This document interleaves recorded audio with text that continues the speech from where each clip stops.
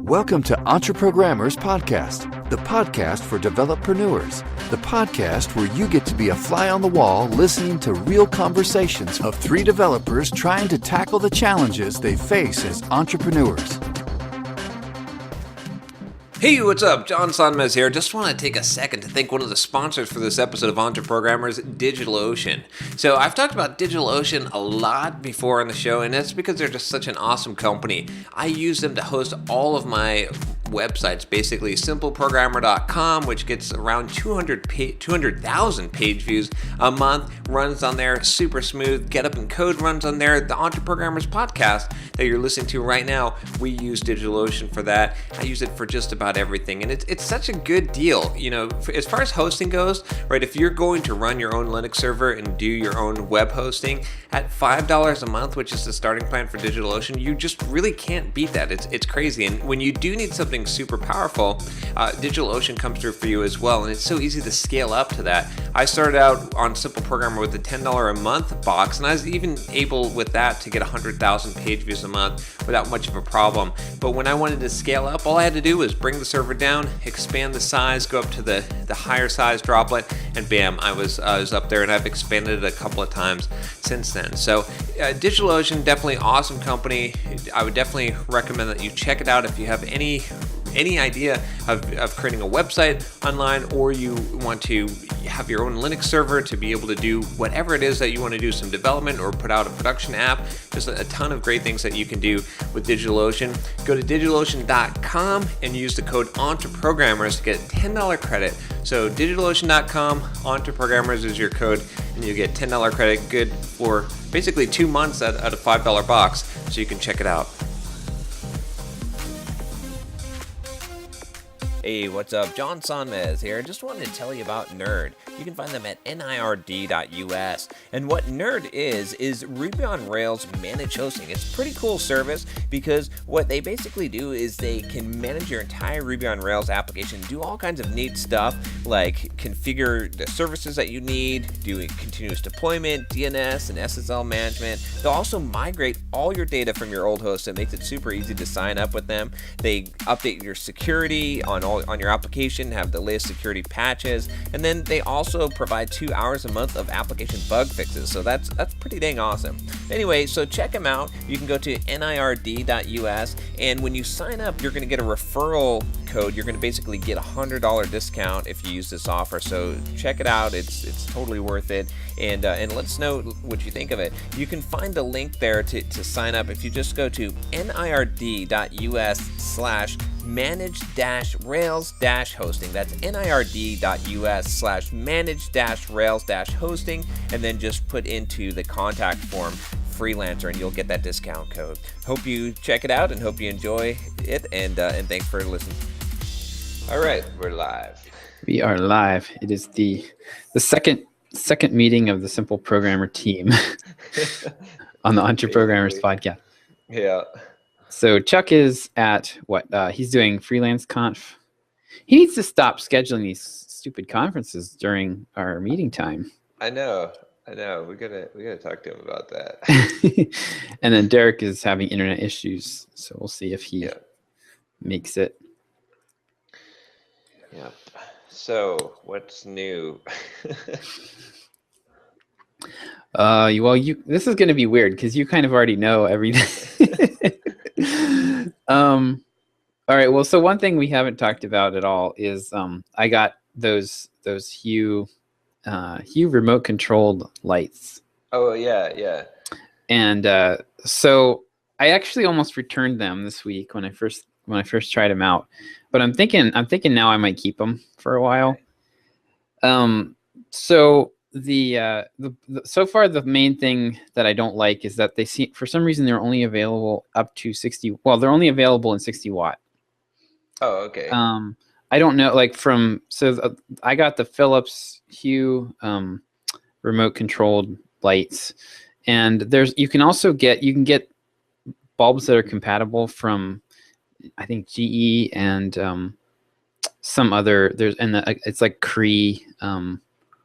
Right. Company called Cree. Yeah. Work with that base station that Yeah, they work. Yeah, exactly. They work with the same base station, but those are also only available in 60 watt. So Oh, I really? don't. Yeah, so I don't know what the deal is with that. You can get LED bulbs in 100 watt equivalent, Yeah. and that's actually what I want. I'd settle for 75, but I'd like 100 watt for the basement because it's kind of dingy down here. So far that's the only thing I'm not liking. They're like in the morning when the sun hasn't come out yet, it's a little dingy down here.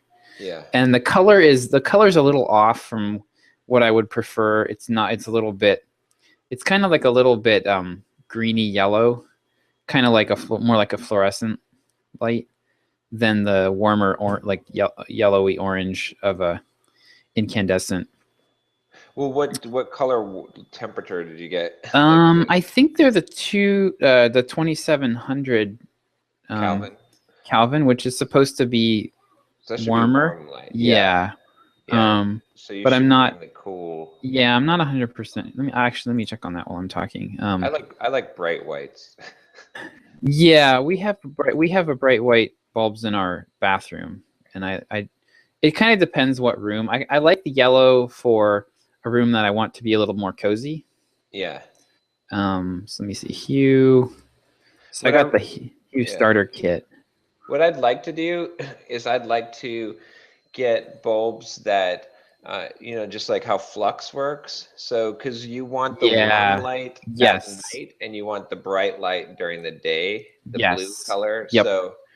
So that'd be kind of cool to change the color temperature. So, at nighttime, what we did in our house here is we've got kitchen lights, and we don't automatically do this, but like in the kitchen we put all the bright whites, and then in the living room we put all the cool or the warm lights. So the idea is like during the daytime you switch on one and then switch the other one because it's kind of the same area. But I'd like to have it automatically switch over. Yeah, there's actually really no reason that they can't do that because they have color changing bulbs. Exactly. So I think that's just a matter of time. But yeah, I would like the same thing, as long as you had a lot of control over how subtle it was, because the flux can get really obnoxiously orange. Yeah. At night it can get it's pretty heavy duty. But yeah, so I got it was super easy to set up. It took me like 5 minutes to get them set up. Yeah. And then so what I did is I've actually set up, so I'm really liking the timer capability. So you can set alarms. They call them alarms. And they basically are just, it's kind of like Nest, the way you can have Nest come on at certain times, change the temperature throughout the day. So what I have is I have my lights come on before I come downstairs in the morning for work. So it's already lit when I come down here, which is kind of nice. Oh, cool. Yeah. And then I've got, I also set it up so that at 12 p.m. on Friday, my floor lamp behind me turns off automatically, because I do that manually every week because it glares, like it backlights me so that I'm dark on the podcast. So that goes off automatically, and then it'll come back on when we're done at 2 p.m. So that's pretty cool. And then I also set up some groups. So I've got a group that I call my treadmill setting. So when I'm on my treadmill, I always turn off the overhead light because it glares on my screen. So now I can use Siri to turn the overhead light off, and which is actually less convenient than just flipping the switch. What I originally tried to do was set it up so that I had a timer, so that when I was going to get on my treadmill, it would just automatically turn that light off. But I figured out that my schedule in the morning varies enough that I can't really reduce it to a rule. So like the other day, we had a call in the morning, you and I hopped off the treadmill, and then the light came back on, actually just as I was getting on it. It was like, okay, well that's useless.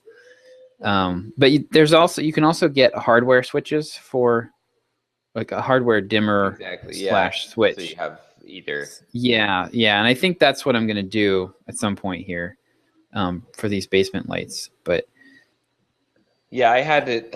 When I had gotten the lights, I had the iPhone app, and it's just like you need the hardware switch as well because it's kind of annoying. Yes. Yeah, it's annoying to always have to mess with your phone whenever you Yeah. want to. And And then and then your wife is always like, I just want to switch. I yeah. don't want to do this Yeah. on my phone. Well, and the funny thing You don't is, understand how cool this is. well, yeah, I'm the same way actually. So when I was doing digital photography, one of my big things was I always wanted physical buttons. Yeah. And it actually I was not a fan of the iPhone for the longest time because I had a BlackBerry Oh and I yeah. really liked those physical buttons. Still the BlackBerry keyboard destroys any kind of screen typing. Yeah. Yeah. But with what I figured out is that with the lights here, I can just flick the switch down and then up. So I have to leave it on all the time, but I can flick it down and then up to turn it off. Right. Yeah. So like I turn it off and then back on, and then my timers and everything will still work. So The ultimate one that I want is like I want to have like home automation system where it reads intent, where you don't even have to speak. Like it's just yeah, gesture based. Like it sees you're looking at the light and you make a gesture, and then that yeah. turns it on. Or like you're looking at the TV and you go like that and it turns it on. Or you go like this to change the channel. It's like Well, very very intuitive. yeah. Based. The problem with that stuff is that it's so easy to trigger. Like I've found that at any time, I mean, maybe we'll get there at some point, but right now that kind of automation stuff, I always find it to be way more annoying than helpful. Because like Siri, okay, Siri's a good example. I can say, "Hey Siri," and it'll supposedly listen to me, but that thing triggers at least 10 times a week. Right. For nothing. It would happen all the time, except like I usually have my phone in my pocket. But yeah, it triggers like, every few hours, probably when if I was just sitting there talking, it would probably trigger at least once during this podcast. It's just, well, we've got the technology. It just hasn't been applied to this space because, I mean, if you can have self-driving cars that can drive down the road and anticipate traffic and brake and obstacles and navigate, I'm sure that you can build the intelligence. Yeah, well, we're self-driving cars aren't there yet either. They can drive around the Google campus. No, on a flat. They're out in the wild. There's like a few that are out. No, I know, but I've been reading about this a lot actually, and pretty much the ones that are out on public roads are all like basically driving around the Apple and Google or the Google campus particularly. But it's flat. It's the driving conditions are optimal, and they still get into. They're getting better about not getting into accidents, but right now, like they still pretty fragile. Like they need to have everything needs to be pretty optimal for them. And that's what I find with automation stuff is like, I mean, how often do you gesture? Like if you had something that was gesture based, I mean, who doesn't talk with their hands? No, it'd have to read intent though. It has to say, given the context, it has to say, okay, you just came in the room, their light is off. Normally when you're in the room, the light is on. And you're looking at the light and the gesture is in the direction of the light. So you know what I mean? Like it's gotta read multiple would be things. Yeah, that would be probably be useful. And then also like it could also, the context like for false gesture. Well, there's a lot of talking going on right now. It looks like two people are communicating. So that gesture probably I should ignore. It looks like it's just a communication gesture. So I think you could get to the point of having that level of I think it'll get there eventually, but we're still pretty right now. I find that every time even voice recognition stuff, like every time I try to use it, I feel like it takes me 2 or 3 times longer than just whatever the manual entry would be. But here's the thing also with the whole voice recognition that like, I mean, okay, so think about how stupid of an interface a keyboard is, right? I mean, in order to be able to type words on a keyboard, you have to basically learn how many keys do we have on a keyboard, right? You have to learn how to hit those keys without looking at them, all the letters of the alphabet and numbers and symbols, right? Just to be able to input data into this system. So what I'm saying is that like the reason why voice systems don't work is not because the technology sucks, although it's not the best yet, but it's I think we're at a point where it's good enough. It's just that we're not willing to invest the same amount of effort and time into voice recognition systems and using them properly as we are into typing, learning to. If you invested the same amount of time, if you're like, oh, I'm just gonna start using voice, using Siri for everything, and I'm gonna get good enough to be able to do this, and you invest the same amount of time as you did to learn to type, you could probably do, like, it would probably then become easier. It's just that we don't view it in the same way. Like, you know what I mean? It's like we're not willing to make that investment. Well, that's a really interesting analogy. A couple of thoughts on that. So first of all, the main advantage of the keyboard, the reason that the keyboard is superior right now is because it allows you the chance to edit. Right. Your thought. It actually slows you down a little bit in some ways versus talking. But when you're talking, you don't compose your thoughts as clearly as you do when you're editing. Well, you can, or when you're writing. People that are really good at dictation, and I mean, for example, like if you do stuff with Siri, like voice dictation, like the proper way to do it is actually to say like the red fox jumped over the lazy brown dog, period, you know, or hey Josh, comma, this, you know, this is what I want to say, period, strike that. Right, and you can actually do all the punctuation and, you know, and but I think word and everything that you just described takes longer via voice than via keyboard, and you can't, and right now the technology is a lot slower than you, so you have to wait for it to catch up. You're speaking, and then Siri's 3 to 5 words behind you. You make a mistake. Now you're editing something that you can't even see because it hasn't appeared yet. It'd be an interesting experiment to take away the keyboard and just have to operate in a voice to see. Like that Scottish elevator video. Yeah, I think you'd get fast enough, though. I think you would get to the point. I'm assuming that the technology was fast enough to read the input. I think you could get to the point where you could actually dictate faster than you could type.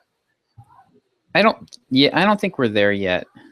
I mean, because like the other thing, so the other thing is like things. So with Siri, like when I try to make a note, so I use with my headset when I'm out and about, I use the Siri to do reminders, like tasks, and then I use it for SMS and like what a lot of times I'll say, hey Siri, remind me to email John.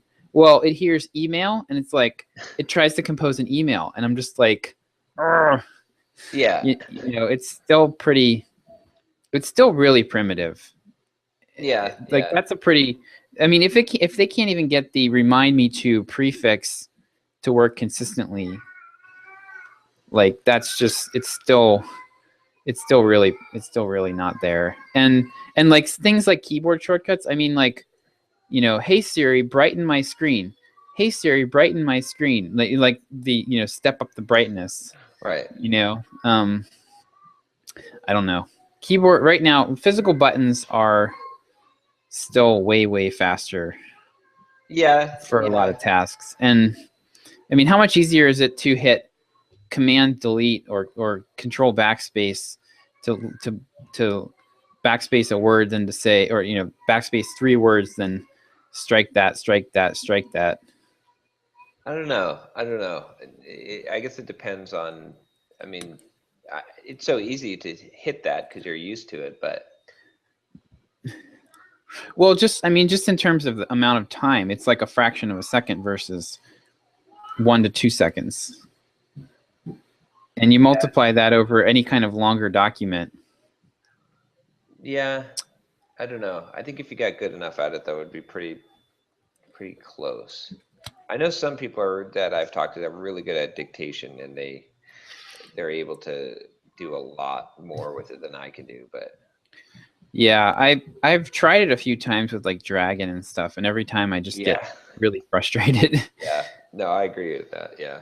I don't know. Well, I guess we'll see what happens, but it'll advance. I mean, we'll once you get to the point. The problem, Yeah, to me, the reason why I don't invest in it is the speaking out loud is not doesn't you know it doesn't work all the time.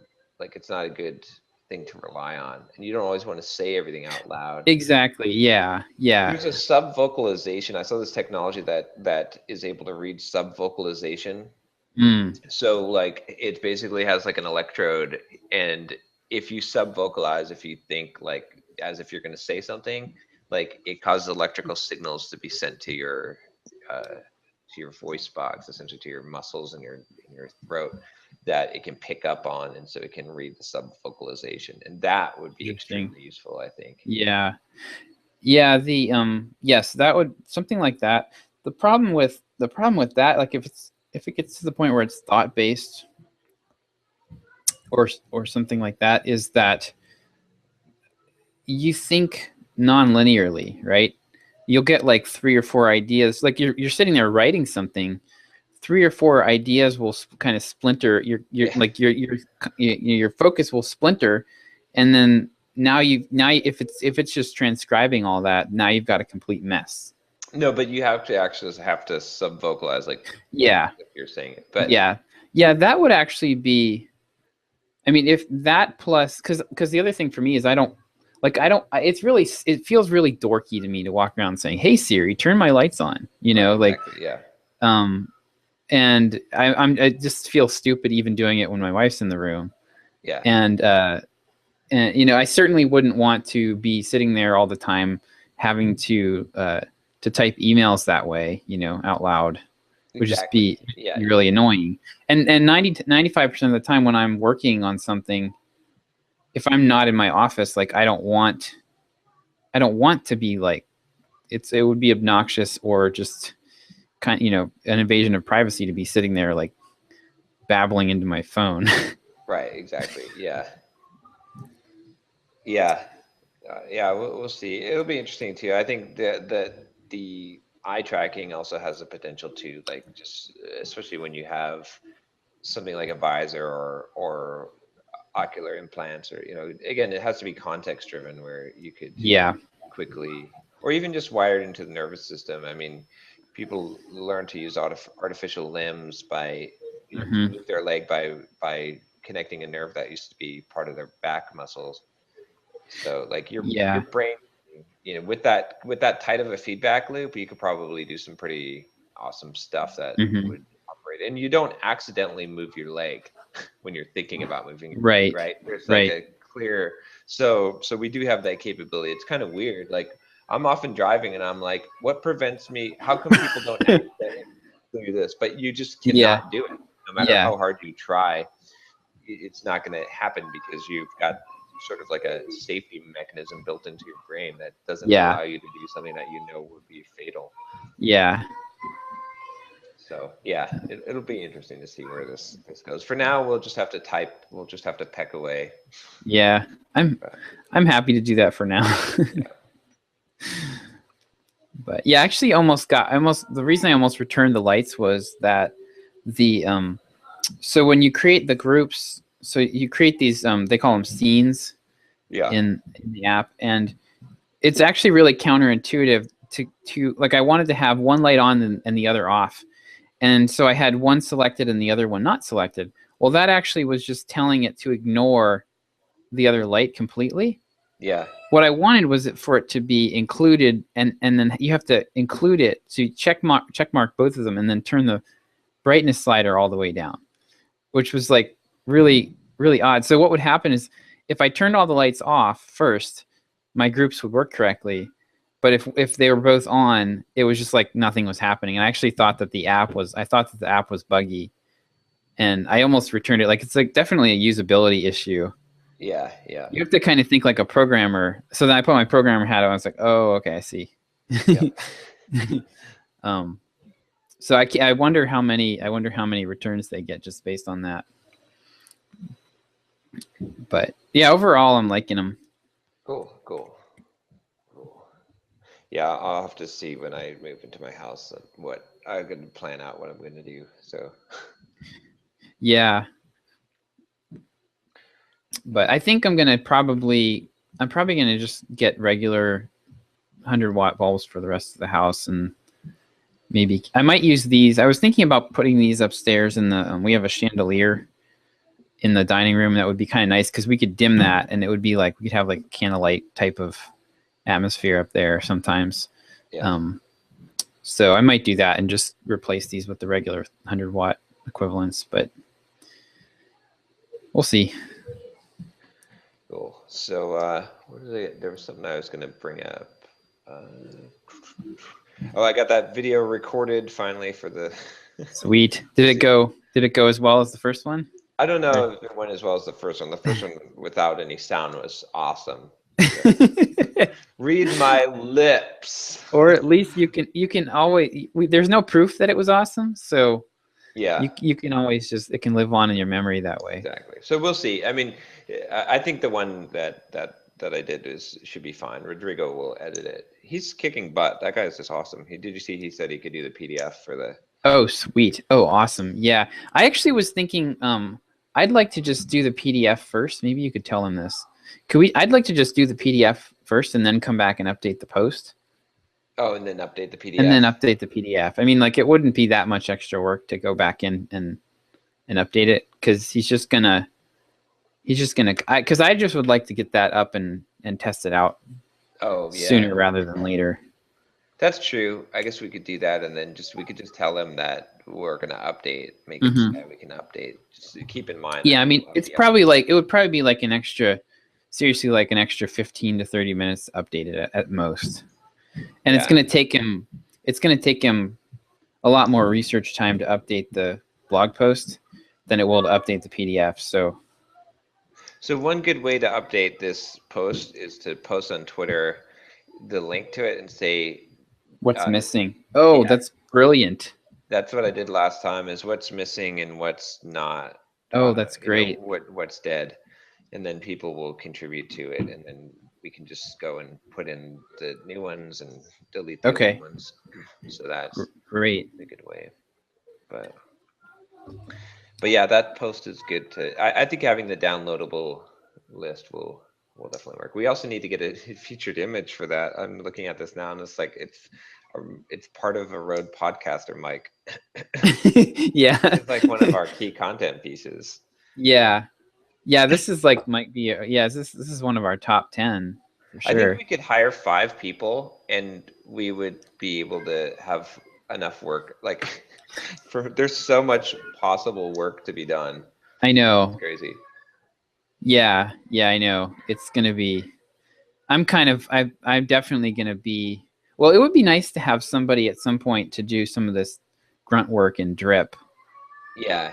Like, we'll have to get a junior marketing person. Yeah. Eventually. Yeah. But so how's your site? Is it staying up? Yes. Yeah, it has stayed up so far. So I think.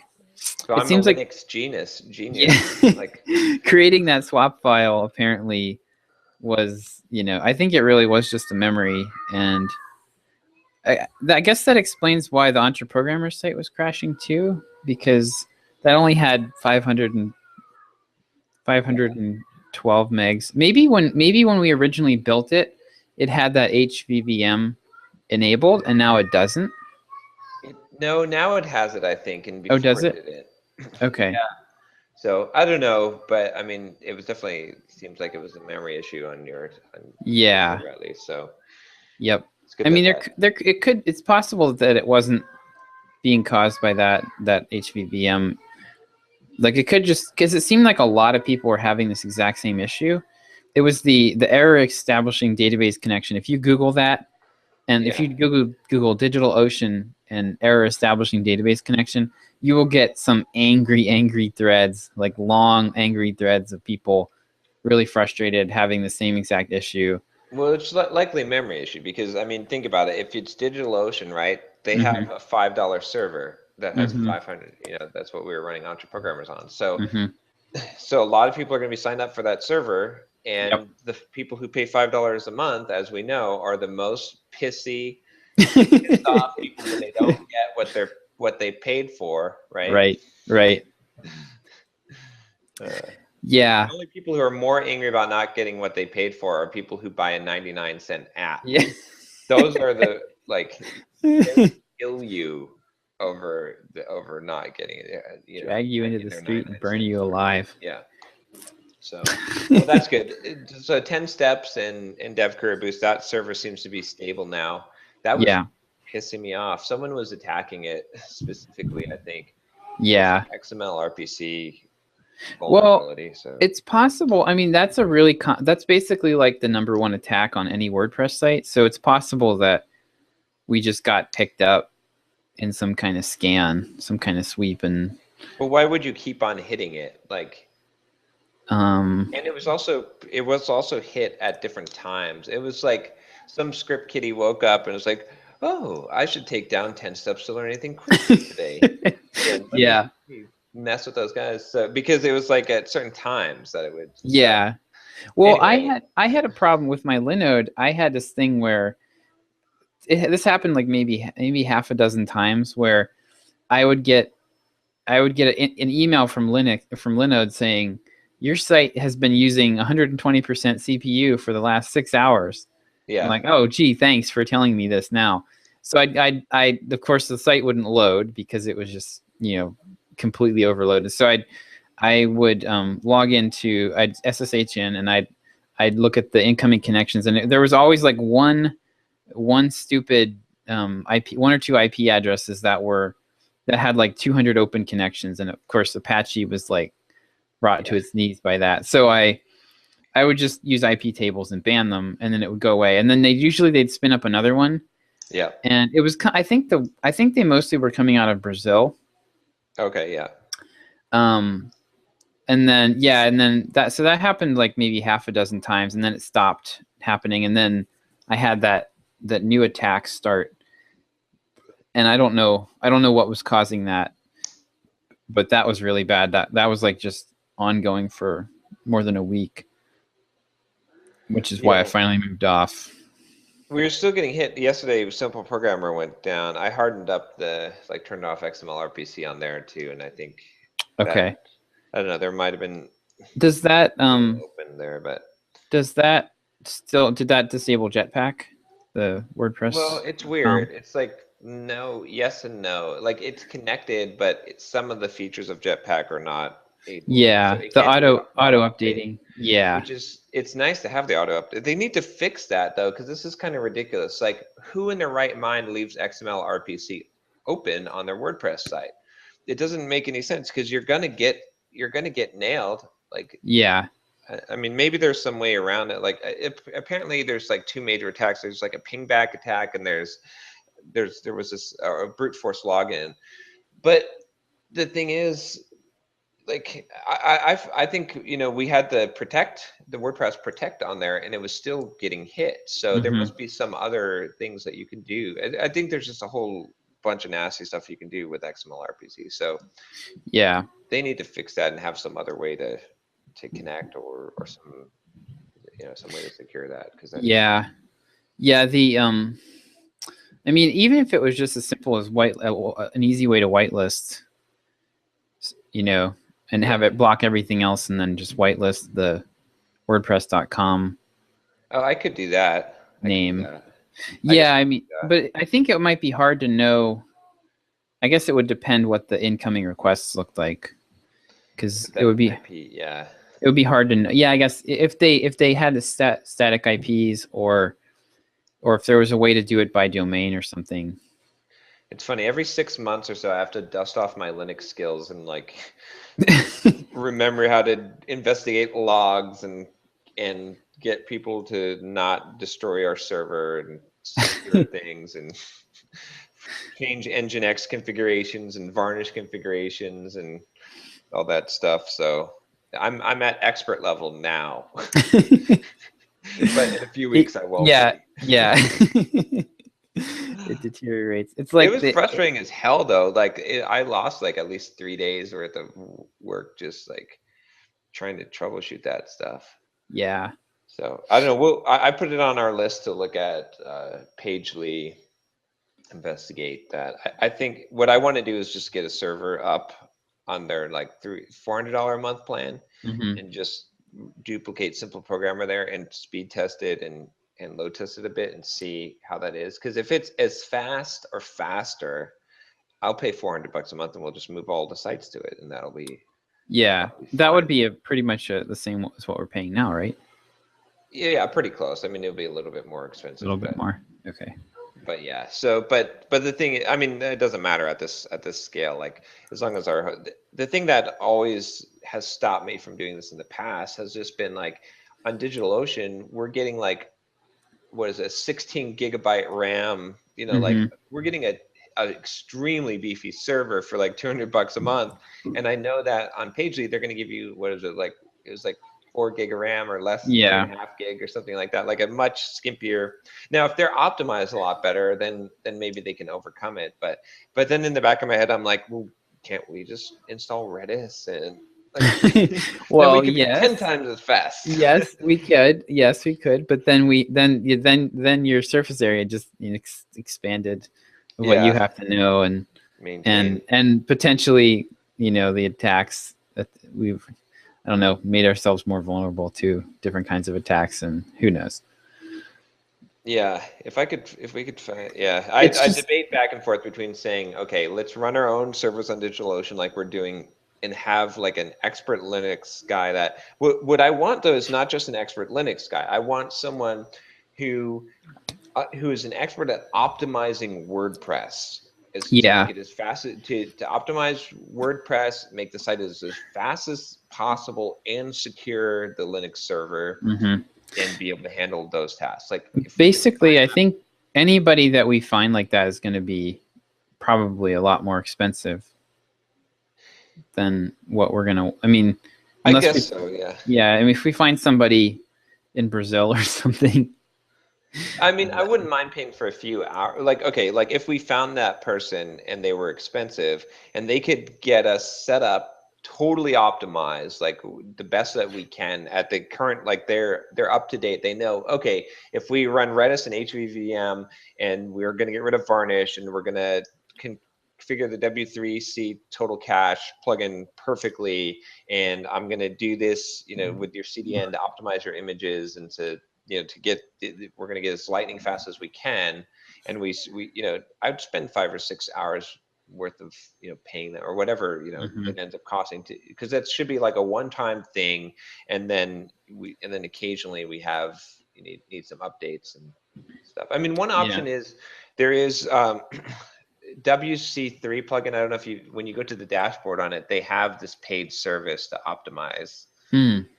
It's like $200. It's a flat fee, but I kind of wanted to ask them first, like get a consult before you just pay for it and just say, hey, look, can you actually speed this up and do, or are you going to do basic stuff? Yeah, and I bet, like, are they going to do, is it going to be the level that you want, or are they just going to purely work with WordPress and their plugin? Like, do the best they, like, are they going to go into the server and do all that, or are they going to, I'm betting the answer is no. Yeah.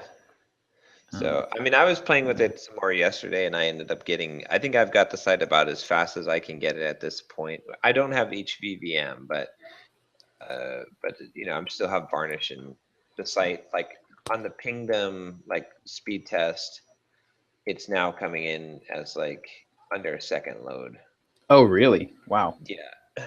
So now what I did was I'm using that rocket loader on Cloudflare. So I'm afraid that it has the potential to break stuff because it defers JavaScript as much as possible.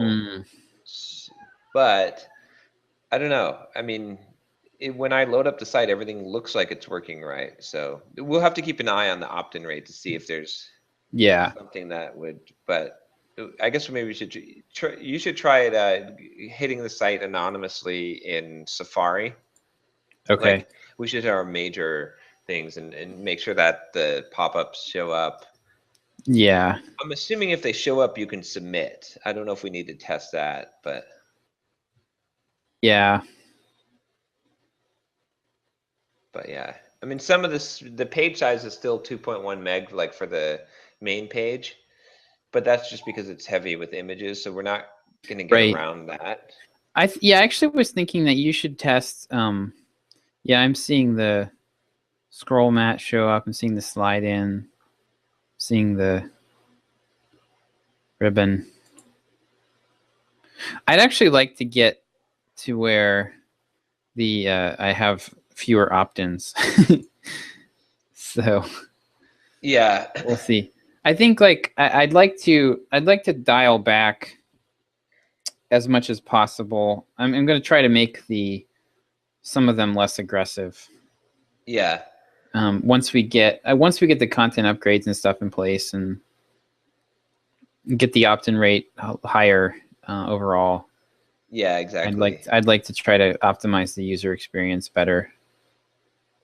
It would be nice to like only show one, like have a maximum number of forms that you show per session. So like if it's going to show the scroll mat, don't also show the ribbon or something like that.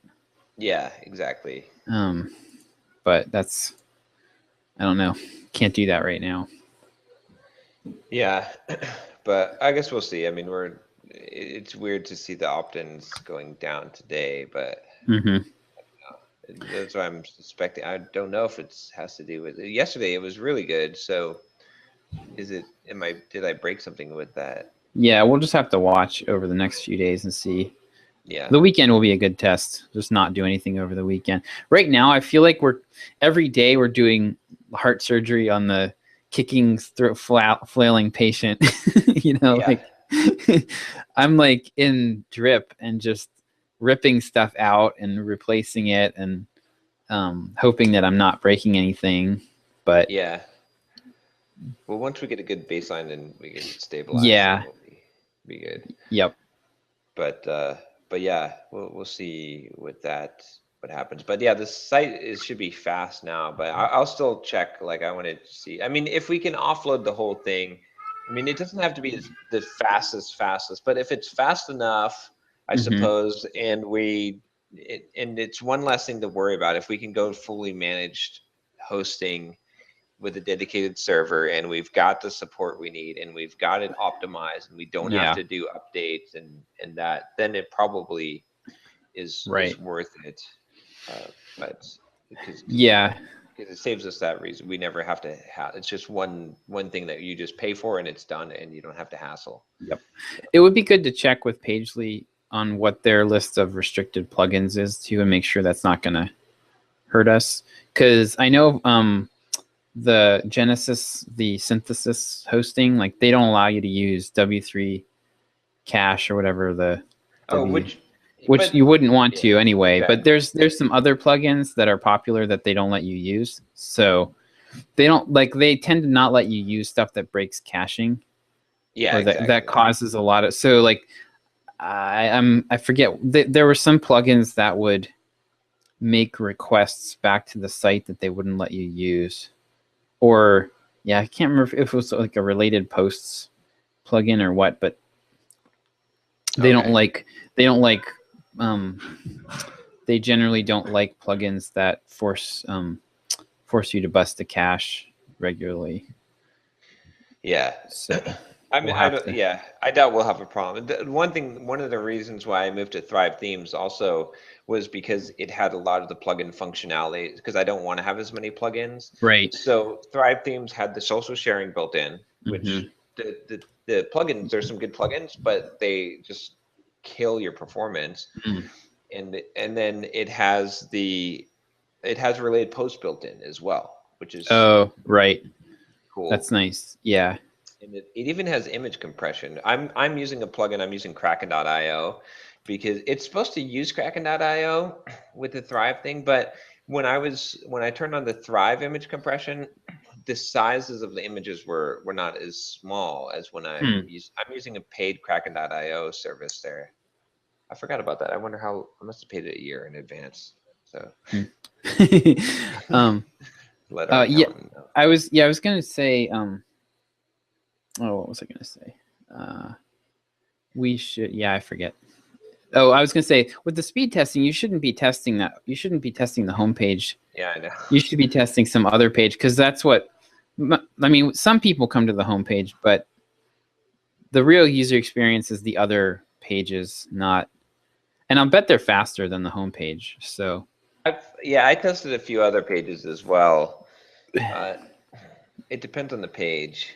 Yeah, all those like those hundreds or that almost 200 requests that we were seeing for the homepage. Oh, did you notice? I noticed yesterday that the infinite scrolling wasn't working. Did you turn that off?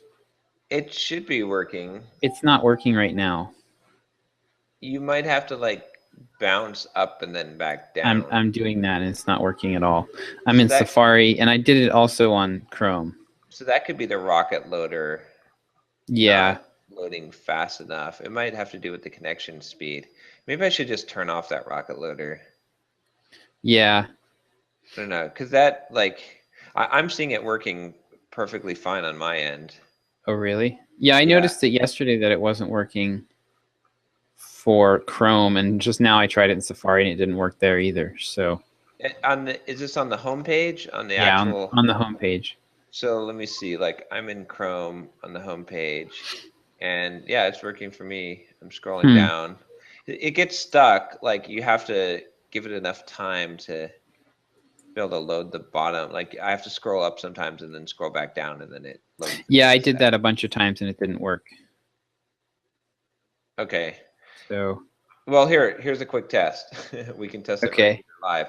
I'm going to turn the rocket loader off. Okay, there we go. Then we'll see if that should be like an instant. Let me go into. Yeah, I originally turned off the rocket loader because there was some problem with, I can't remember what it was, but okay. So okay, now it just started working. Oh, I didn't turn it off yet. Oh, you know what it is? I have to scroll. Oh, interesting. So I have to scroll.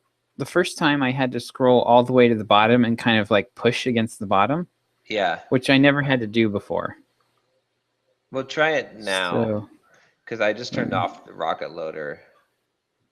All right, let me close Safari try this one more time. It'll probably be a little bit slower, but. Okay. Maybe I should just leave that thing. It definitely feels a lot faster to me, way faster. Okay, we're trying it in a new private window. It should still be faster even without the rocket loader, just the few tweaks I did. I need to really look into getting HVVM running because that's the newer technology. I think we can probably get rid of Varnish. It's still not it's not working for me right now.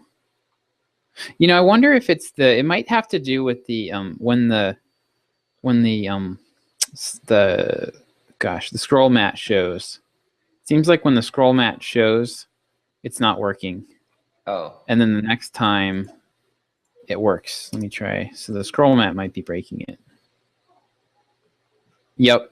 That seems to be what it is. So if I opened a new private window, scroll mat showed up, scroll down all the way to the bottom and it didn't do anything.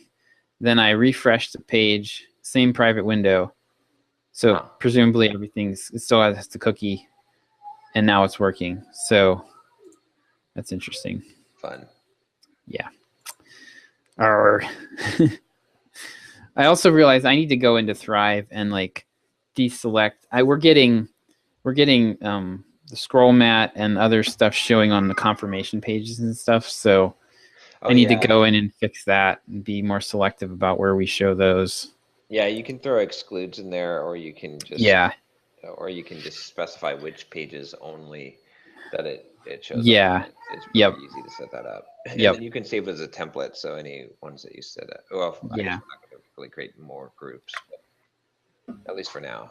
So but yeah, there's so many stupid little fiddly things like that we have to do. It's crazy. I think I'm gonna try to get the get stuff squared away in Drip here, and I'm thinking I might do early next week. I might do a little bit with the lead magnets. Try to get a couple of maybe work with Rodrigo and try to get a couple of. I'd like to test some content upgrades on a couple of our top posts. The other one I was thinking would be great for the PDF thing would just be the Ultimate Developer list guide or gift guide. Yeah. Although we want to be careful with that because putting the Amazon links in a PDF is not kosher. Oh. So Yeah. that's actually why my original plan was to do the gift guide. And then I realized, we have that Amazon link issue that we need to resolve. So why don't we start with the podcast list? Yeah. That's so that was how I came up with that. But we could try it on one or two of the other top posts. And I mean, just basically take the post and turn it into an ebook, like a little mini ebook, and offer it as a PDF download. And then where do they go from there, though? So they'll just go to the generic opt-in sequence, and then we'll offer them the blogging course and the learning course, right? So they're gonna, a big chunk of them are gonna end up on both of those anyway. That makes sense. Oh, okay, yeah, that's a good idea. Okay. And yeah, they'll start to get the nurture emails, which I don't have any nurture emails in place yet, but once I do, they'll probably get a couple of those, and then they'll start to get the offers for the other courses. So that reminds me, we need to do a sale for March. Okay. I'm thinking. Okay. We're about time because the last sale was it Black Friday? Was the last sale? I think so, yeah. December, January, February. Yep. So we could actually do one like really soon, I think. Okay. Because we want to try and hit one a quarter. I think that's at least one a quarter. Otherwise, we're kind of leaving the table. We should probably, when we do them, next time we do one, we'll have to do it with a workflow. Oh, okay, yeah. And then set it up, and then also we'll probably want to tag people that we put into the workflow. So they'll get tagged as like spring, like spring 2016 sale or whatever. Yeah. Just so we know. Yeah, that's a good idea. That makes sense. Let me add that to the Trello board. Yeah. I guess I'll add to the current sprint column. But yeah, that'll be easy. We can take the emails that you've already got, maybe rework them a little bit. We'll have to figure out what the sale's going to look like, I guess, and then. Yeah, and then once we get it, we can kind of set it up to reuse it. Yeah, exactly. Yep. And the workflow will make it easy to take people out of the sale sequence once they buy. Yeah. So. But yeah, I think with this sale, we could probably do a sale if we do it right. If we put both products on sale, I bet we could pull in $20K on a sale. That would be nice. Yeah, those will help with the monthly totals too towards the milestones. Yeah. Yay. Exactly. Yeah. So I think we could probably hit that because our list is like at 23,000, 22. Yeah, I think it's almost 22. So. Yeah. It looks like I was doing it's going to take a few weeks to shake out, but I think I may have increased the list growth somewhere between 50 to 75%. Nice. Because it was, we were averaging, like eyeballing it. It was hard to tell because there were a couple months that were spiky, but it looked like we were averaging 50 to 55 email signups a day. Yeah. And this month, we're somewhere between 80 and 100 a day right now. So probably like 85-ish. And then if we can get the content upgrades in place on some of these, I think we'll easily be able to get up over 100 a day. So basically double the list growth. Yeah. Yep. Cool. That'll make a big difference. But and then YouTube has been growing like crazy. Now we're on the pace of every 30 days growing by 2,500 subscribers net. Nice. So, and the monthly views are like 150,000 average. Nice. Oh, wow. So that's already, because you just like last month just passed it was like 120K mark. So so it's growing pretty dang fast. We're at almost 18,000 subscribers on the YouTube. So nice. So that's gonna hit hockey stick pretty. It's probably already is, but it would be interesting to chart that. Yeah, I mean the goal, my personal goal for this year is to hit 100,000 subscribers on YouTube by the end of the year. So, which everyone's like, oh, well, you can't do that at 2,500 a month, but it's exponential growth curve. Yeah, So exactly. I think that we can do it. I mean, we'll have to probably do some big things to get some big chunks of subscribers, but I have a few ideas. I think a few cross promotions with some of the bigger YouTube channels. I think we're in a position to be able to do that now. So yeah, that sweet. yeah, but that growth is definitely increasing a lot. We did have, some of the spikes. You're looking at like the sales for 10 steps. You had some YouTube videos come out, right? Well, so there was this YouTube video that on what happens to older developers. Yeah. And then the transcript of that got published on the blog last week, right? Right. And then that post got republished to D-Zone, and the D-Zone version of it had 11,000 views. Okay. So and it has a direct link for the 10 steps in there. Yeah. So I'm guessing a chunk of traffic of sales probably came from there too. Yeah, I think you're right. I'm just wondering, like, we haven't gotten any sales. Basically, like the last day and a half, it's been really dead. And it's weird because we were selling at least 1 or 2 a day. We should be selling, I think we should be selling 2 to 3 a day. Yeah. What I've seen consistently. And just twice this month, we've seen days where we just didn't sell anything. And that's really it's just really weird that happens. Yeah, it's weird. Yeah, and then you'll sell like 5, bang, bang, bang, bang, bang, like right in a row. It's just, what is up with that? Yeah, there's some things like that are associated with that. I think one of them has to do with revolving around paydays, and as you get further away from the paydays, then there's I think when you get close to a payday, even before the payday, there's enough money left in the budget, so I'm going to buy this thing. Yeah. Or right after payday, of course, and then paydays don't always fall on the first and last, right, because of holidays or weekends. So that I think that's a factor. I think also there's a factor of, like I said, the D-Zone thing. I think also there's a factor of when you first started pumping out the new Twitter cards and stuff. Yeah. That and the sign up sheets that I think probably existing. We had to, initially the fruit tree had a lot of fruit on it. So yeah. we shook out some of that fruit. So we don't know where we're settling at this point. I mean, it's definitely a lift. We're definitely at a lift, but and then there's also just that random pain in the ass factor. Like, it happens and it's so, so frustrating. Like, why the heck is this? Yeah, because I've seen that happen.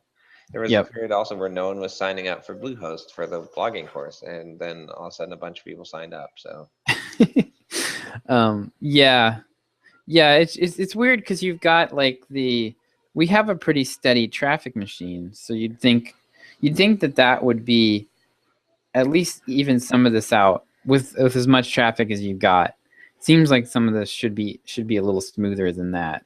I can see, I mean, fluctuations make perfect sense, but to go from like averaging 3 to 5 sales a day to no sales for like 2 days is just weird. Yeah, it is. And we even had the site down. When 10 Steps was crashing, and we were still pulling in sales then. But now it's up, and we're not having any sales. I actually went in today and looked, and like, did they edit the buy now buttons? Like, did they get access to the site and actually screw up the HTML? And it doesn't look like they did. So so far for February, we've sold 52 copies of 10 Steps Learn Anything Quickly, 45 copies of the blog course workbook, and 16 copies of How to Market Yourself. Yeah. So with 10 Steps being the highest revenue. I mean, we're on a record revenue for non-sale month regular like product revenue. So sweet. That's cool. But we'll see. We'll see. I think we're gonna see. Oh, the other thing I haven't done yet, I think I have a card for this, but I'm gonna take everyone who hasn't gone through the how to learn the learning course yet, and dump them into my Plinko machine. So we're going to get a bunch of signups out of the existing list for the new learning course. Oh, okay, cool. So maybe we can do that before we do the sale. Yeah, that's a good idea. Yeah. But I wanted to make sure I got everything squared away and working like I wanted to before I did that. So that should shake out a bunch of sales too. Hey, what's up? John Sonmez here. Just want to take a second to thank one of the sponsors for this episode of EntreProgrammers, DigitalOcean.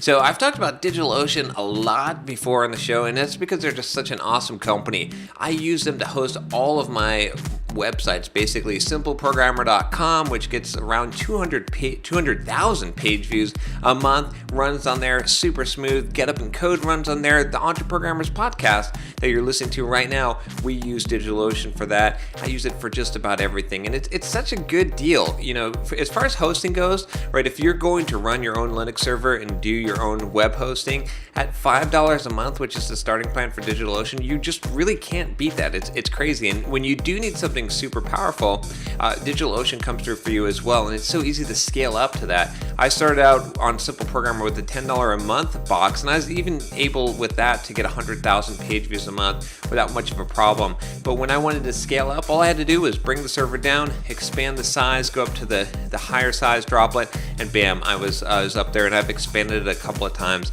since then. So DigitalOcean, definitely awesome company. I would definitely recommend that you check it out if you have any idea of creating a website online, or you want to have your own Linux server to be able to do whatever it is that you want to do, some development or put out a production app. Just a ton of great things that you can do with DigitalOcean. Go to digitalocean.com and use the code EntreProgrammers to get a $10 credit. So digitalocean.com, EntreProgrammers is your code, and you get $10 credit, good for basically 2 months at a $5 box, so you can check it out.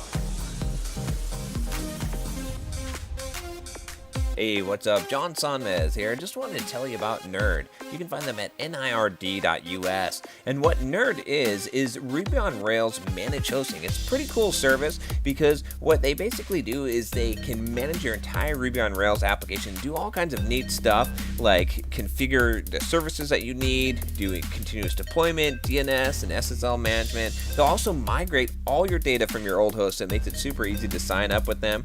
They update your security on your application, have the latest security patches, and then they also provide 2 hours a month of application bug fixes. So that's pretty dang awesome.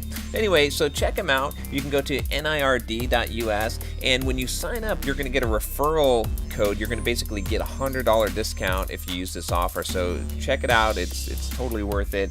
And let us know what you think of it. You can find the link there to sign up if you just go to nird.us/manage-rails-hosting. That's nird.us/manage-rails-hosting, and then just put into the contact form freelancer, and you'll get that discount code. Hope you check it out and hope you enjoy it. And thanks for listening to the show. Take care. Yeah, we'll see what happens, but I mean, overall we're on the lift. It is cyclic though, and it's frustrating because as you watch the numbers come in. Trying to think what else was major that happened. I've got my setup for the YouTube stuff. Oh, I just did an interview this morning with PBS. It's this thing called Road Trip Nation. I don't know if you've heard of it. This television program. It's a documentary. Someone found a YouTube video and wanted to interview me. Oh, cool. They take these college or getting ready to go into college, graduate high school students. They do a road trip around the U.S. and they they interview people fields. So they did a computer science one, I guess last year. So they interviewed me for not the in-person one, but for their website only, because they already did the shoots. So they wanted to interview for an additional. So we'll have, this will probably be a good opportunity because they're going to link to simpleprogrammer.com, and it'll be on their site where, it's our perfect audience, right? Or one of our groups, which is newly minted software developers, people getting into the software development profession. So So we should get some traffic from there. If not, at least we get a really good link back. Yeah. A high profile link back. Is that a .org? Is that pbs.gov? No, I think it's pbs. It's Road Trip Nation is the Okay. Road Trip Nation. But anyway, I did that interview this morning and it went pretty well. So sweet. Yeah. So far, what I've been working on today anyway is that tagging. So the tagging in drip, getting that squared away. It seems like our new approach of using the custom fields to apply the tag seems to be working. It seems like that's going to work well. Oh, cool. Good. Yeah. So I'll have to keep an eye on people coming in and make sure that everybody's getting tagged appropriately. But let's see here. Yeah, so far I'm not seeing anybody coming through that, but I have to go through and update. Basically, I created the utility workflow that applies all the tags correctly based on that metadata, and then I have to go back through all the form. It's really tedious. I have to go back through and edit every single form that we have out there. Yeah. And add the stuff to it. So I'm also documenting where we're using the forms, so that if we ever update the form again, I'll know, okay, I have to go to all these places and change it. Yep. Yeah, that's what's nice about the API, although we still would have to go back and actually, we couldn't really do this with the API because the API connections usually only have tags. So, oh, I see. Yeah. I mean, it's a SumoMe API connection only has tags. So I couldn't do this custom custom field plug in to be able to do it. Exactly. Yeah. So yeah, this is It's going to work out well for what we are trying to do here, at least until Drip is able to get some kind of way to know, what lead magnet people are using. Yep. Oh, the other thing that might be slowing down sales too is that sales page thing. The video upsell is not that we've discovered this morning, where people are actually getting the video upsell. So that should, because if that video upsell has like even a 5% conversion rate, that's going to be like probably one sale a day. Yeah, so that was helping. Let me look at the analytics on that. Simple Programmer dashboard. Yeah, people were definitely watching that. I think I saw somebody on that page for 9 minutes. Yeah. And I think the average on that page was like 2 minutes or something. So let's see if this is showing, if we're getting traffic there now. We might not be getting the traffic to that course is a little spiky because of the Twitter cards. So yeah. Confirm. We'll check the confirm pages. 5 learning mistakes. I'm not seeing any traffic on there today yet. Oh, we'll also probably want to change the pinned tweet on my account. Yeah. I thought so too. That was just a card, right? Yeah. Once we figure out which card is going to do the best, then we should make that one be the pinned one. Yeah, and I think I'll probably have. I've got a bunch of tweets now that we can just kind of watch and see how they do. I think it's kind of funny. We were talking about like last year, I was talking about removing myself from Simple Programmer. Yeah. and now I'm the spokesmodel for like my face is on all the yeah, that's true. Oh yeah, that's true. Well, you kind of sealed your fate there with the YouTube channel, at least for the near future. But you know what? It's all right. I've changed my view. I was actually reading a good thing in, I think I mentioned this book to you. It's called I just lost it. Not The Modern Man. It's by David Data. It's the one about being a man that you were talking about. Yeah. We can run with that for now. Yeah. Anyway, well, what was that book called? It's called I don't remember it now. Anyway, there's a chapter in there where he talks about like, I should actually find. Hold on, I'm gonna find this because this is worth like this is, I'm going to actually have to do a video on this because this was my, one of my big issues. Digital content. Okay. My kids are upstairs singing London Bridge is Falling Down. They only know, like, it's Jonah, the middle one. He only knows London Bridge is falling down. London Bridge is falling down. London Bridge is falling. Oh my gosh. It's called The Way of the Superior Man. Okay. Let me go to the read now. Okay. Cloud reader. But this is, I think this is pretty good. I kind of realized this on my own, but then when I read this, I was like, that's pretty awesome. Oh, okay. Well, it's the very first chapter of the book. Okay. It's called Stop Hoping for a Completion of Anything in Life. And here's the quote from the very beginning. Most men make the error of thinking that one day it will be done. They think if I can work enough, then one day I could rest. Or one day my woman will understand something and then she will stop complaining. Or I'm only doing this now so that one day I can do what I really want with my life. The masculine error is to think that eventually things will be different in some fundamental way. They won't. It never ends. As long as life continues, the creative challenge is to tussle, play, and make love with the present moment while giving your unique gift. And then, I mean, it's a really short chapter, but he basically says, like, do what you love to do, what you're waiting to do, what you've been born to do now.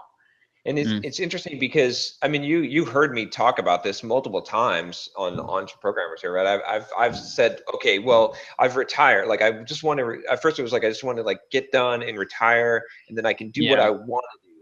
And my well, you know, after the date with Destiny, that's when it really shifted, and I was like, no, this is my purpose. This is what I'm supposed to do. This is what I love to do. Yeah. This is what, like, I am reaching people and helping people and like growing a business. And I'm not like going to like try to put this, I mean, we want to put stuff on autopilot so we can do more stuff, not so that we can rest. Because there is no rest. Like, resting sucks. There isn't, like, it's not, there is no gold at the end of the rainbow. There's only like chasing the rainbow continually, and that's the thing. That is life. Life is chasing the rainbow.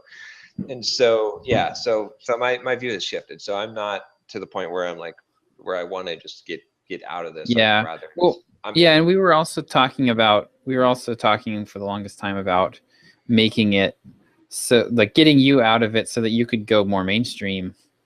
But then we realized that was one of the big things for me coming out of traffic and conversion, is like, we don't need to go mainstream. No, we've got 5 years of runway, 5 years of work to do here that is useful and helpful to people, and at least 5 years. And we just need to stay here for now. Exactly. Yep. And this is, I mean, this is so far from being, I mean, we haven't even gone mainstream in the programmer niche, really. Right. Exactly. Yeah.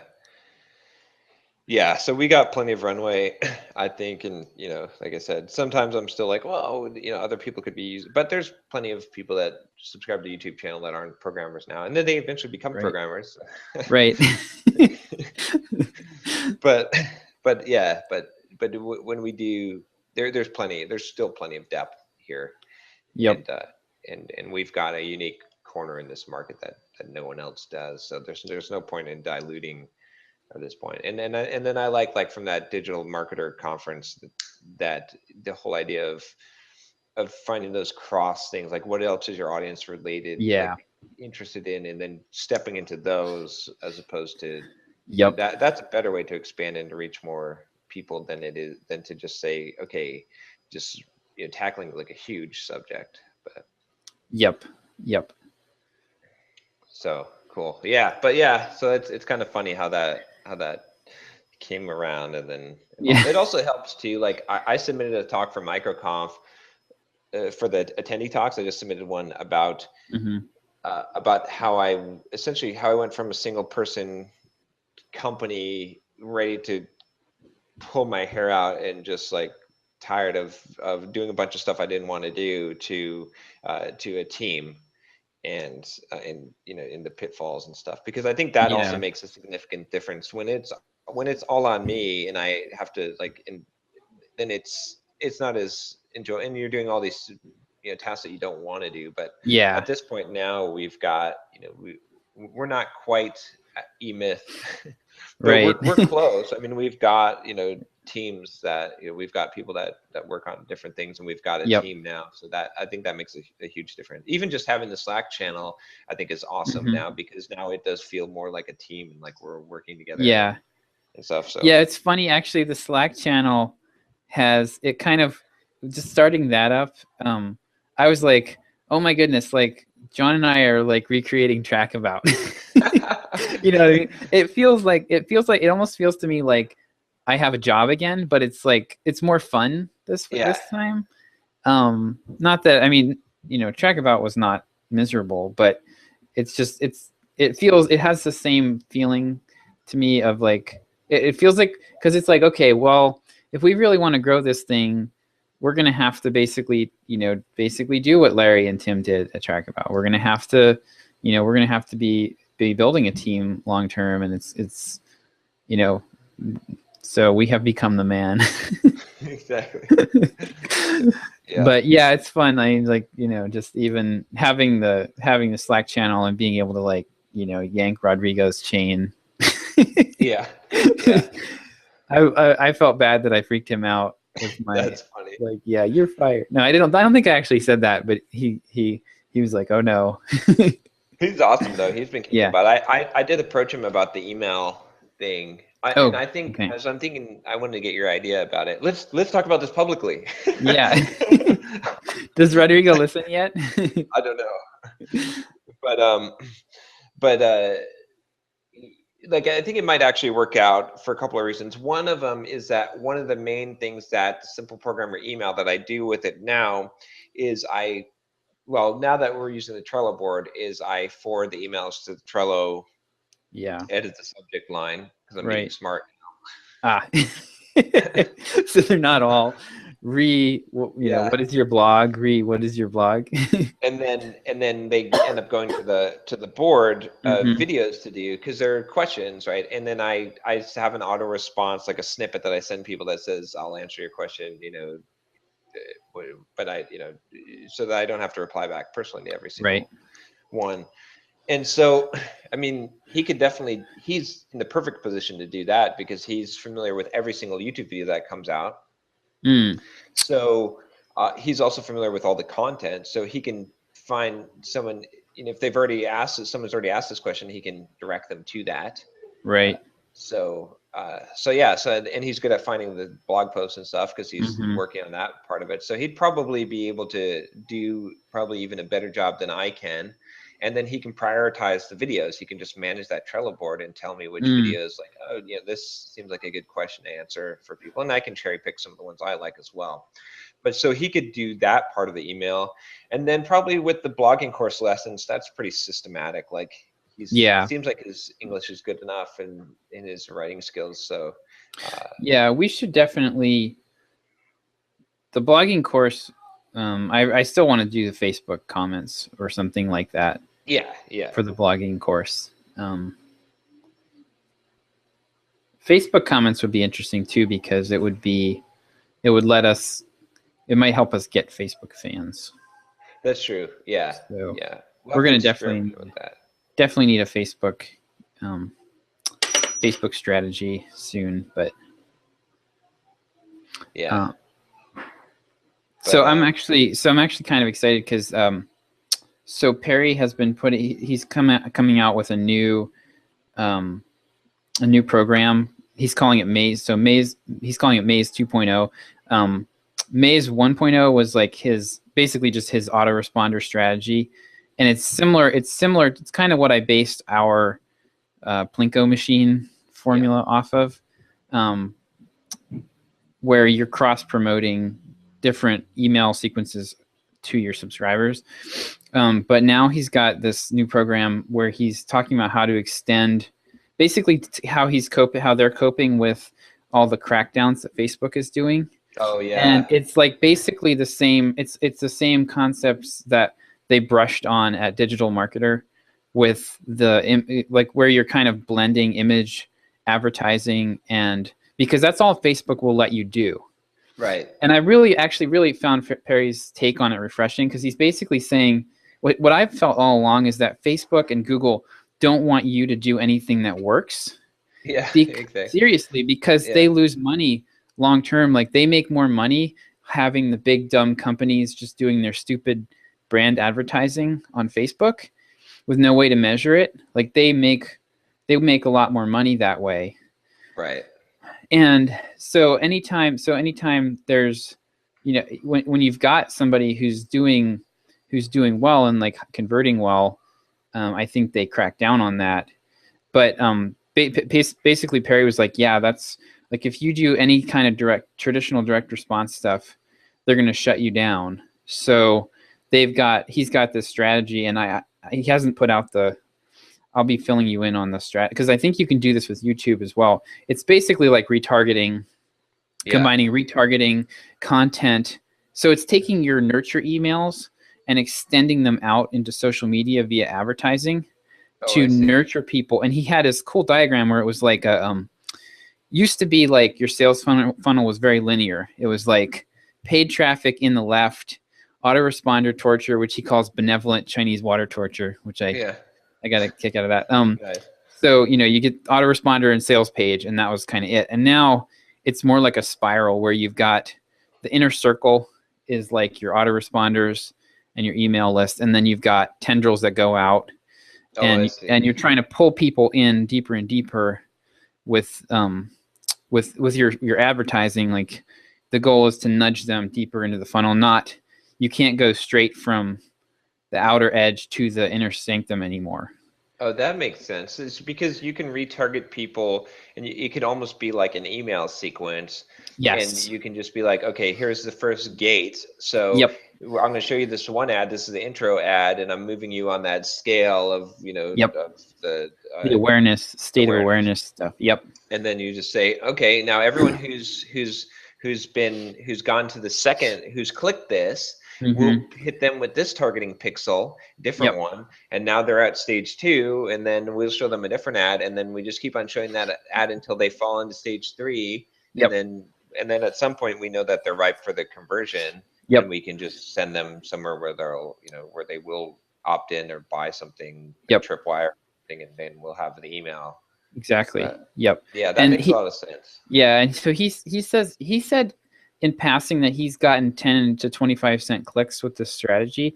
I think I'm actually going to press him a little bit and try to get some detail as far as like, because I know when I was helping him with his evolution book, I know he mentioned this in the webinar that I was on. He said he was paying $10 a lead for that.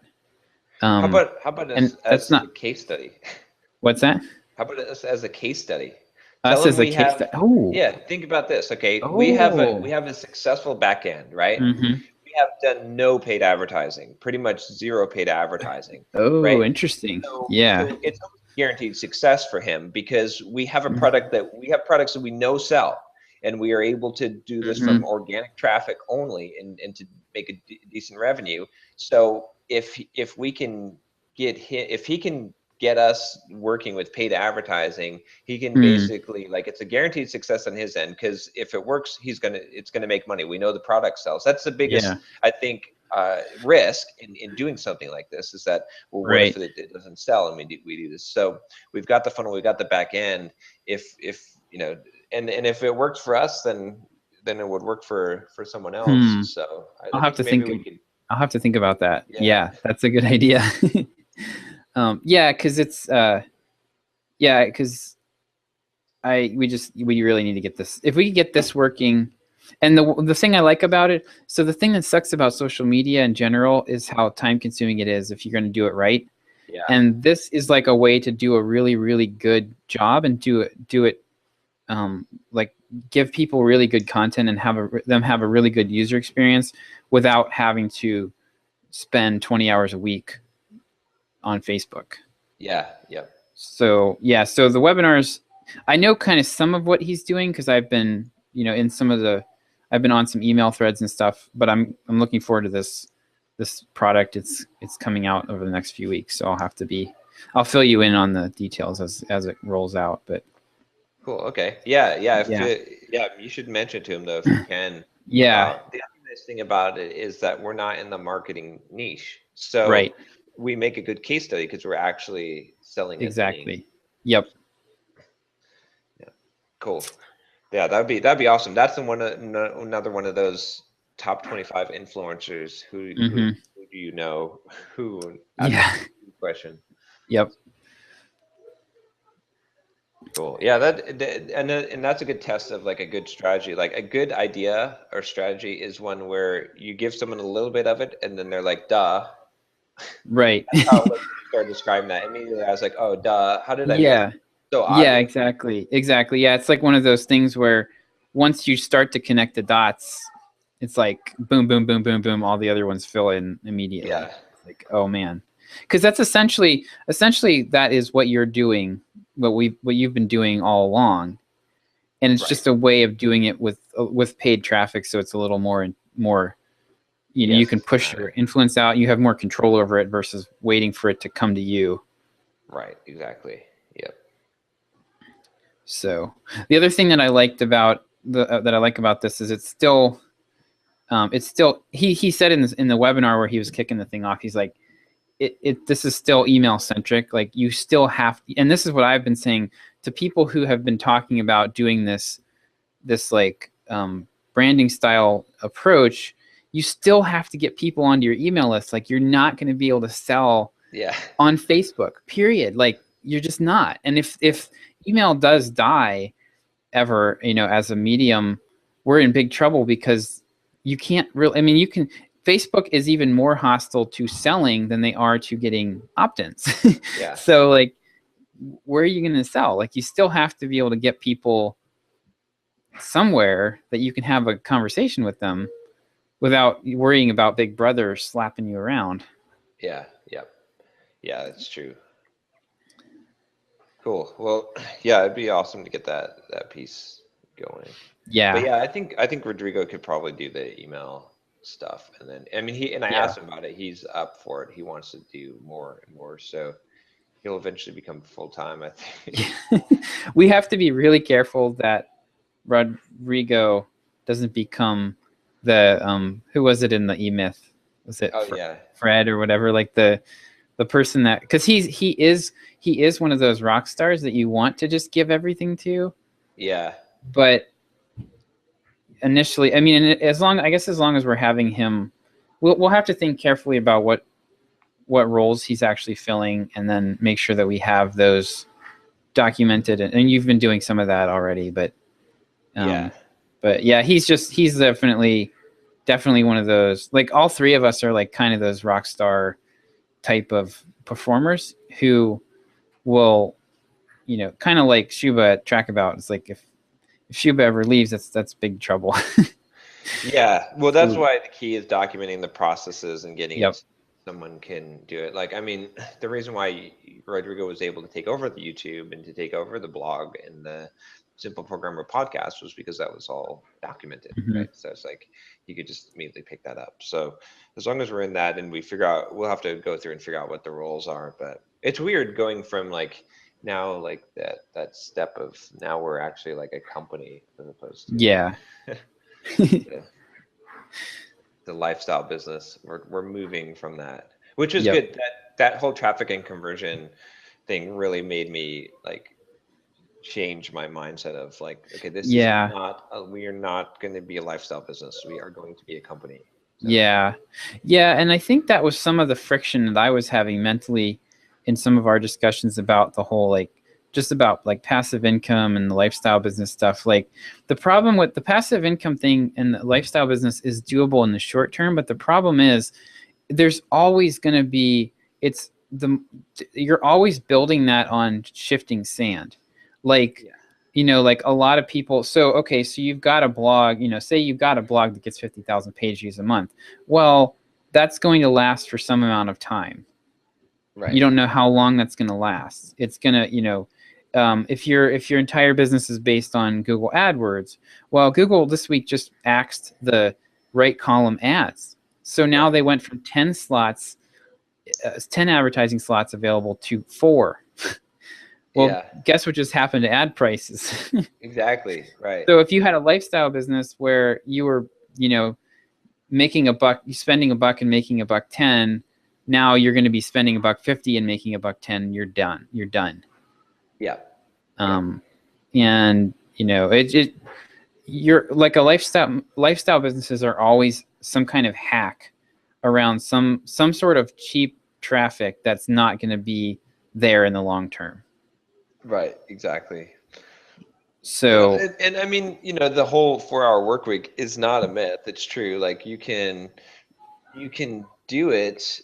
Like you can have a lifestyle business and then you can get it going and then spend a few hours a week to keep it going, but you're not going to be growing it. Well, and really to get that to work sustainably, you have to build a small company. Right. Yeah. And that's really what Tim Ferriss did. Like he had, I don't know where he was getting his traffic from for the supplements that he was selling, but he had some kind of team managing that. So, so if Google AdWords goes down the toilet, well, he can replace them with a Facebook team. But yeah, I mean, you've got to have, you have to build a small company around that. Basically, the 4-hour work week can't be for everyone. No. It's for people who are smart enough to put all the pieces together, and then they need 20 people to work in their 4-hour a week business. If it's going to last longer, that's the irony of it. If it's going to last longer than, a year or two. Yeah. You need hamsters to run in the hamster wheel. Which plenty of people are very happy to do and have no aspirations to do anything other than that. So which is totally fine. So, yep. But yeah, so definitely we're making that transition, which is good. So yep. It's a difficult process, but yeah, I've definitely been having a lot of fun though.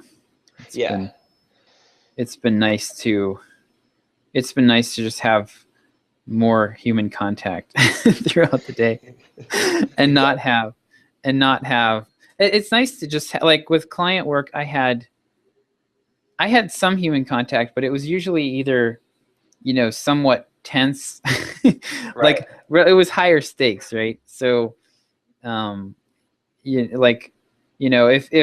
if you do something and the website goes down, or I do something and screw up a bunch of stuff in Drip, well, we can be honest with each other about that. Like with a client, it's kind of like, oh my goodness, Exactly. Well, plus you're also working towards the common cause. Exactly. Right? Yep. Like that was the whole thing. Like when we were at track about why I was pushing for the whole like pair programming, it wasn't so much as the speed improvement, it's the morale improvement, really. Yeah. Because like if you're working together with someone, otherwise you're isolated and it's not as much fun. But at least if you have someone else that you're working with, then you have that. We're kind of wired for the camaraderie, for the be on teams essentially. Yep. Tribe.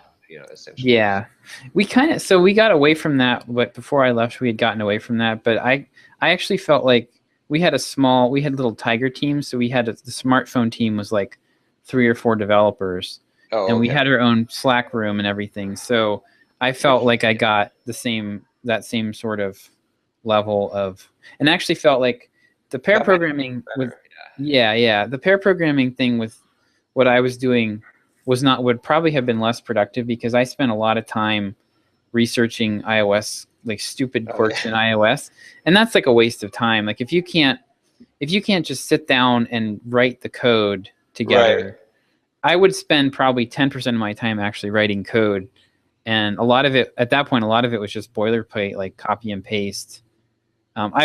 When you were telling me that story about your Java class and all the stupid boilerplate you had to write for those enumerators and stuff, I was feeling the iOS pain all over again, because There were entire screens that I wrote that were like just copy and paste from another. Like every time I needed to use a table, which was every screen, there was all this painful boilerplate that I had to recreate every time. It was just, oh my goodness. Yep. iOS. But I was the first to post to the Slack, but it works. I think it works out really well. So yeah, and we're working. I don't like it. In general, like chat can be very disruptive, but we're communicating frequently enough where it's better than email. Exactly. Yeah. So yeah, with clients, I don't like having a Slack channel with client work. No. But for this type of thing, it makes a lot of sense because, we probably ping each other back and forth like 20 times a day. And we would do that regardless. It would be email. It would be something, email or Skype or something. So. Yep, exactly. So yeah, I was supposed to record videos yesterday, but the video person was sick. So Monday I'm recording more. Batching. Doing the high quality. How many of those do you do at a time now? Are you 26? 26. Holy cow! Yeah. It's like a whole day. About 3 hours. Oh, 3 hours. Wow. Yeah, I do them pretty quick. I pretty much like. It's funny. Like I don't cut. Like I just go. Yeah. So it's just pretty much just because I've been doing it for so long now. So that's it makes it pretty fast. Do you still like stop and do edits and stuff like or do you ever like stop and repeat a sentence or that kind of thing? Nope. Nope. Wow. Just go. Whatever happens. Yeah. Your cell phone rings, roll with it. Exactly. Yeah. Just roll with it. That's it. But yeah, that so then we should have a bunch of that content because we ran out of that content. And then I'm actually going to probably record another session with them and do another 26. So that'll like last us a couple of like 3 or 4 months, I think. Okay. Then I have to find a new videographer in San Diego area, which right. be easy. Okay. Oh, that's a good idea. Setup now, like the only really problem with my setup is I don't have multiple camera angles. I mean, I could set up 2 cameras with a remote, but I don't know. We'll see. Maybe eventually I'll do that. But yeah. But I mean, you could. Oh. Yeah. Okay. Yeah, I see what you're saying. You'd have to have just 2 cameras with a remote start. Yeah. And then the editor would edit them together. So. But I've got my system working now. Like I've set it up here just to get it going, and it works. I've got a T5i that and I've got it's sitting on a tripod. It's pointed at my whiteboard, like focused on that spot. Oh, nice. Okay. I've got a 50mm lens on there, so it's got the sharp focus, and then I've got a wireless audio system. So I've got like one of these, wireless transceiver packs, and I've got that hooked up to the camera, and then I've got the camera.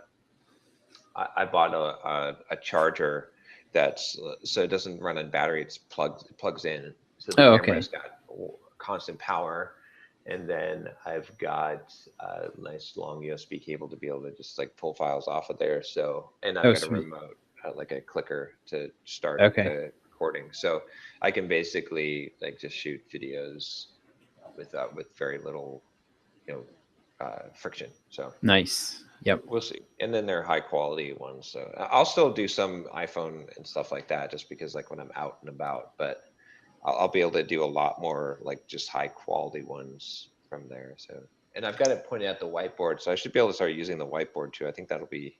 Oh, that's cool. Good. Yeah. Yeah, that will be nice. And when we record like lessons for a course, I think that will come in handy too. Yes. So, Yep. What we should at some point we need to talk about timeline for our next product. Yeah, I guess we've got. I mean, I've got to get settled in. So by the end of March, I'll certainly be settled in. and then I could start going on content for that. Yeah. We've still got the things on our plate for the things that are finishing up some of the small things that you're doing, and then Hmm. getting the how to market yourself sales Yeah. page and that I redone. think that's probably going to take me at least another 3 to 4 weeks between the email sequence and the sales page. Yeah. So, yeah, but so sometime maybe, it probably will be like the summer or fall, I would think, before we have a chance to launch that, right? I think so. Yeah. How long do you think it'll take you to actually create it? Well, if I just like heads down, I got to get the email taken off my plate too, so that I'm not spending too much time doing that. But if I'm just heads down working on creating it, Mm-hmm. the content, like if we're doing the entrepreneurial course, Yeah. I bet like 2, maybe 3 weeks. Oh, okay. That's not too bad. Yeah, it might even be less. I mean, because I could pump out a Pluralsight course real quick, but this is Yeah. a little bit different. Yeah. And I'm assuming that we're probably would just do all video content for the main thing, and then have I don't know. We have to figure out what's all going to be in the bundle, like probably Right. some interviews and stuff like that. So, Yeah. but as far as me just producing the video content, it shouldn't take very long at all. Okay. All right. Yeah, and then we'll have to do the marketing and stuff, and that'll take a while. When I launched How to Market Yourself as a Software Developer, it took me longer to set up the marketing and the sales funnel and all of that stuff than it did to actually create the course. Yeah. Yeah, I think for me, like, whenever I tackle a new product, it seems like we can pretty much bank on a month for like the video, like between the sales letter and the emails. Like that's kind of a good benchmark. Just seems like that's how long it takes me. I've done a bunch of them now, and this would be a good one too to build our system for doing this too, because we really need to systemize this so that like when we're creating a new product, what steps do we go through? What process do we follow? Yep. What pages do we need? And what emails do we need? If we need to get it into like a system, because then we can start putting out, ideally we could put out like 2 or 3 products a year, maybe even 4 products a year. And that's when we'll really, really see growth, because we could, I think there's still a lot of opportunity with having that, because of the wide array of interests of our audience. Yeah. We can hit products all along that, and the more that you hit along that, like we talked about this before, but like if you get an email subscriber and you have one product to sell them, you might get like a 1 to 3% conversion rate if you're targeted. But if you have one email subscriber, and for that subscriber, and you have like 20 products to offer them, then now it might be like 30% of people buy something. Yeah. So. Yep. Yeah, and I think what's going to really help that work is the cross promotion strategy that we're going to use in the emails, because that's like, now it doesn't matter where people come in. Yeah. As long as they're relatively engaged in what we're doing, they're going to get exposed to everything that we're going to do. So, and it's all going to be on autopilot. Exactly. Yeah. So we don't have to like, because the trouble with having 20 products is now you have 20 products that you have to promote. Right. And so you can end up diluting, if you can only talk about one thing at a time in a given, in any given communication. So if you've got 20 videos and you're talking about one product, that's going to be more effective than talking about 20 different products in one video each. Exactly. But if you can get cross promotion going, then that's a different ballgame. I wonder if we can change the order. Well, I mean, advance. Like, I guess we don't have this problem now, but if we start building a lot of products, we'd want to segment the audience, essentially, like change the order in which they got pitched. Like, we'd want to have tracks. I think we'd want to. I think what I'd like to see eventually is for us to have tracks where we know we have like an entry-level product for specific interests, and we sell that. And then when people buy that, we sell them the next thing in that track. We kind of march people through the sequence that way. Yeah, that makes sense. The like the product orbits that. Yeah. Then you've got, well, and it's kind of like what we're doing now with even with the lead magnets. We've got a lead magnet that's like our free front end. Right. And then we have a back end that goes with that. So ideally what you'd want to have is a lead magnet that goes with a low price product, which goes with a mid-range product, which goes with a high-end product. And then you've got a chute that people can slide down, and they can go as far as they want to go. Exactly. Yeah. Yeah, and that's where you want to have those one-click upsells too, is Yep. because then you can take them right up the funnel if they want to go all the way to the top at the beginning. Yep. So, yeah. Yep. But yeah, I'm guessing like that, by end of March, maybe April is probably more realistic for when we'd be getting the new product. Yeah. The new product. Okay.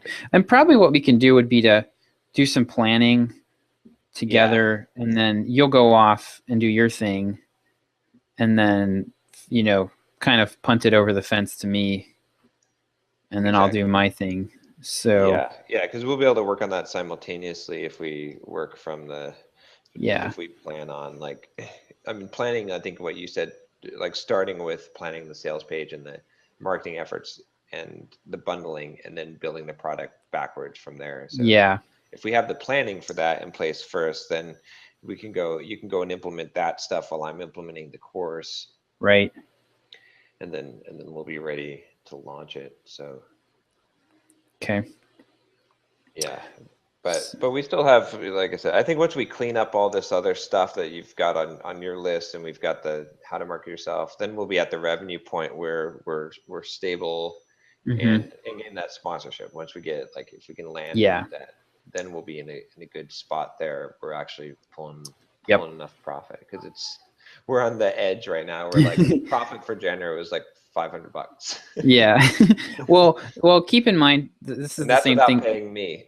Yeah, the same thing that I remembered though, which is that the sales, the quarterly sales kind of factor into that. So right. If we do a quarterly sale and make $20K, well then effectively our January profit was more like $4,000 or $5,000. Exactly. Yeah. So that's true. So. Yeah, that's the realization I had about me and my monthly bills. Is like, it's okay if I'm like $1,000 short this month, because we're going to do a product launch, and maybe make 300 grand together in the summer. So who cares? Exactly. But, yep. Yeah, I think we should see. I'm thinking that we're going to be pretty soon I'm thinking that for March here, we might be pushing 10K just in terms of what we already have. Yeah. So that's a pretty nice little jump. 10-step sale just came in. So yay, the drought ends. So it's not broken. We should check to see where that one came from, just to know. Oh yeah, let me do that real quick. This is a good test of our. Yeah, let's take a look and see how bad is my system. Well, the problem with Drip or DPD is really the weak link for us right now in terms of tracking everything. So, okay, 10 steps to learn customers. I'm gonna look at this. Yep, there it is, Mike. I won't say his last name on the air. Almost did. Okay, so we got, looks like he visited your website for the first time, 10stepstolearn.com, bought 10 steps course, achieved conversion, tagged correctly, started the workflow correctly, went through the utility, my little utility thing, which currently doesn't do anything if you're a customer. Started the nurture sequence, which is good. Now, I've been seeing that start twice, and I don't know why. Oh, the nurture sequence has been starting twice for some reason, but so he got set to get, he got the RSS, he got subscribed to the nurture. But it got removed from send long-term. No. You're seeing the tag getting removed. That's a little confusing. Oh, the tag is how it's like. Yeah, the tag is so that's it's my just little like abstraction. language. Yeah, so I get it. continuing my joke about drip is now, Rob, I had a joke this morning that I pinged to John, that drip is now officially a programming language because I created a workflow called utils. So now it's official. But yeah, so I'm using the messaging pattern basically. So I apply, because the drip workflows, this was what tripped me up this week. The drip workflows, if you add someone to the campaign and then remove them from it, it ends the workflow. So, which is just strange to me. I don't quite understand why that design decision was made, but you can get around that by just applying a tag, which we have an automation rule that just automatically kicks off the workflow. So basically, I'm using the tags as like a message bus in programming. It's a messaging pattern, so it decouples the workflows a little bit, and not ideal in my opinion, but it works great. So we don't have any way to know where this person came from originally. Nope. Because the refer is 10 steps. Mm-hmm. Yep. So that is frustrating. I mean, he could have been somebody that was already on the list and chose to use a different email address when he purchased, or he could have been somebody that came from the website and clicked the products on the products page. He could have found it through Twitter. Yeah, there's just really no way to know. Yeah. The only, like, if we could get some level of visibility into conversion tracking on Google Analytics, that would help. We still wouldn't know specific people, but we'd be able to go look at it now and say, oh yeah, Mike, this guy, he came from wherever.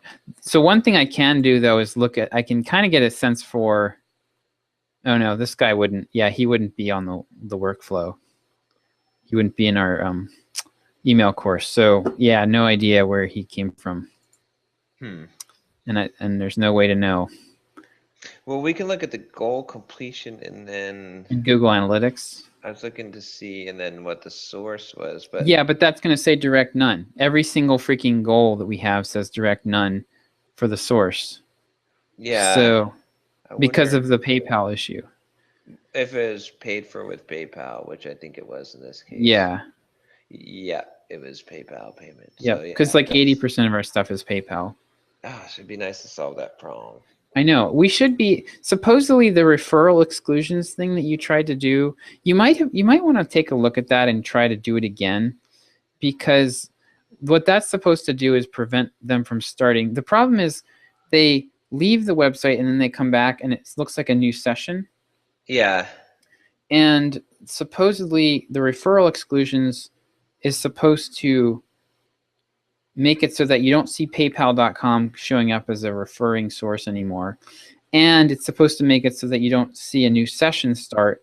So in most cases, in theory, Google Analytics should be able to connect the dots.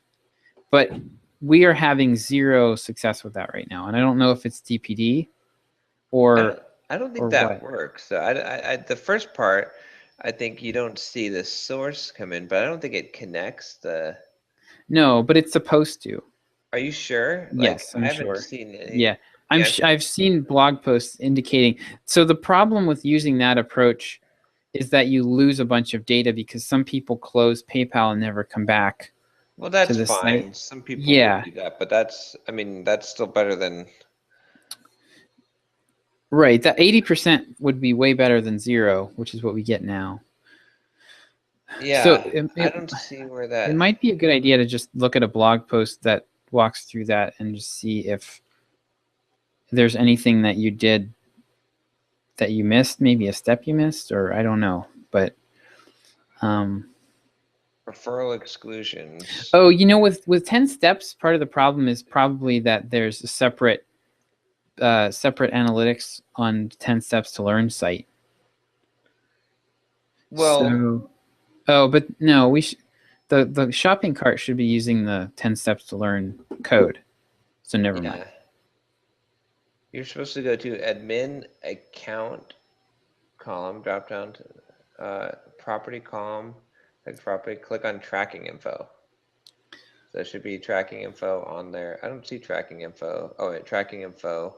And then there's referral exclusion list. It's got 10stepstolearn.com. And PayPal. Oh, I wonder if 10stepstolearn.com could be the problem. Well, it does have paypal.com in there. Yeah. Well, but if 10, okay, think about this. If we're excluding 10 steps to learn, that's where the referrals would be coming from. Right? I don't know. So we'd be referring from 10 steps to learn sales page to DPD.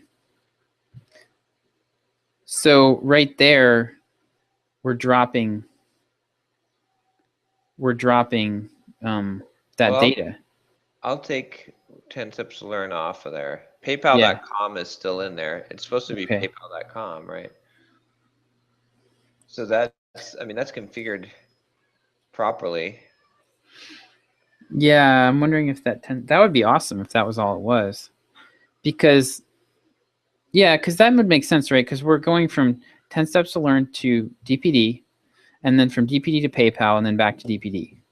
And so right now, what's happening is we're going from 10 steps to learn to DPD, and we're saying don't count this as a referral. So. Oh, it says that you're right. It says here, why does this work? When you add a domain to the referral exclusion list, it doesn't create a new session when someone visits one of these domains. In the case of users checking out with PayPal, Google Analytics will check the referring site, paypal.com, against this list. If it finds a match, it won't create a new session like it was doing before. Instead, the user session will continue with the original refer, and the transaction will be credited to the right source. Yep. So maybe that's I guess we'll just wait and see what happens. But I don't understand why having our site would have messed that up. Well, because I'm thinking that it's dropping. We were maybe dropping data between DPD and our site because of that.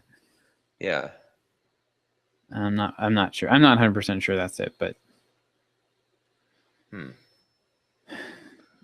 either that or it's possible that the because did you have to configure the universal analytics tracking code and everything in DPD, or did you have to add variables or anything to the code? Yeah, I'm pretty sure. It's possible that's just set up wrong. Okay, yeah, I guess we could go back and like the cross site. The problem is I've never found a working example of it. Like I've never found anybody that pasted the freaking code that they created into their blog post. They're just like, oh, you need to add all this stuff. Like they'll give you snippets of stuff to add, but they don't show you what it all looks like at the end. Yeah. And so I wrestled with that, with the whole cross-site. The other thing is the cross-site. I understand that though. I kind of studied it for a bit. Okay. Cross-site linking, like. Yeah. So that could be the other problem, is that the cross-site linking is not working properly. Let me see what the integration is set up with on there. Well, you want cross-site linking, yeah. Yeah, it needs to be enabled. A goal event, universal analytics tracking, and I've got it set up. I don't have anything set up custom in there. Are you sure we need cross-site linking on this one? No. What would we link to? We're having a cross-site link happen between 10 steps to learn and DPD, right? Yeah. So that data has to get passed from. We want to see DPD traffic showing up in the. Oh yeah, we do. So I've got this set up for how to market yourself. Let me just take a look at that one real quick. Yeah. So we might want to just wrap this up and troubleshoot our JavaScript code on a separate call. There's like someone's gonna be like, no, tell me. Well, we'll post incomplete snippets of it on the EntreProgrammers blog so that you can suffer too. Oh, that's one thing we should briefly discuss before we wrap this up is, should we create a Slack channel, a paid Slack channel for EntreProgrammers? It's like $5 a month for listeners that want to. I don't know. Is that too much of a hassle? I mean, the monetary wise, is not going to be worth our time to like. I mean, but it's not necessarily that. I mean, we'd pop in there, I guess, every once in a while. I mean, Derek would be in there all day, but. Oh, burn. But Derek and his lifestyle business. But it would connect. But EntreProgrammer community would be able to connect with each other. Yeah, I don't know. We could talk about it.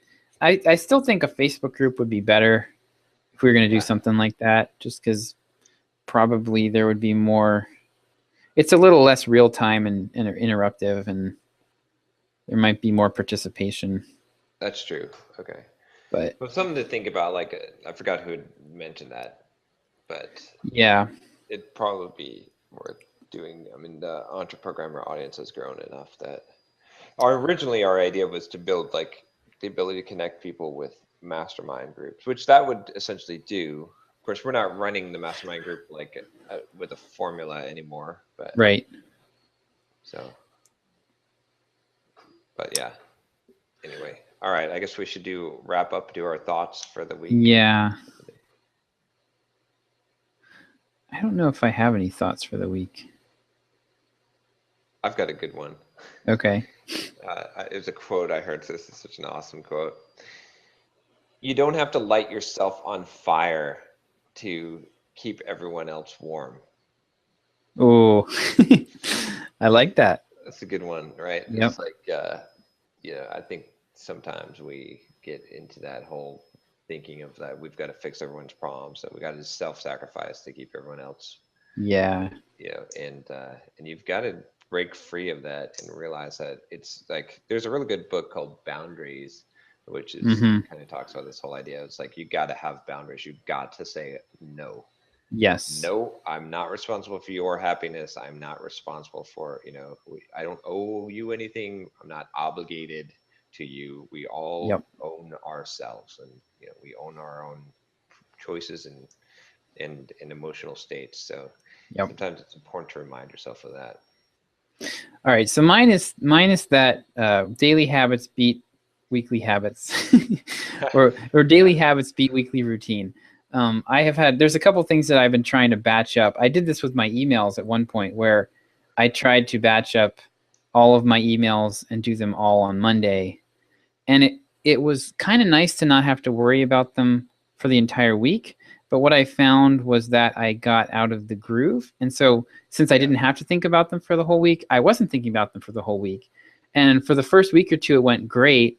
And I was able to write really fast and get them all done and everything. But then after that, it turned into a much longer, more painful, like writing them was a lot harder and more painful because my head wasn't in the game anymore. So I'd go a whole week without even thinking, and I'd realize, oh gosh, like I'm actually starting to run out of ideas, which never happens.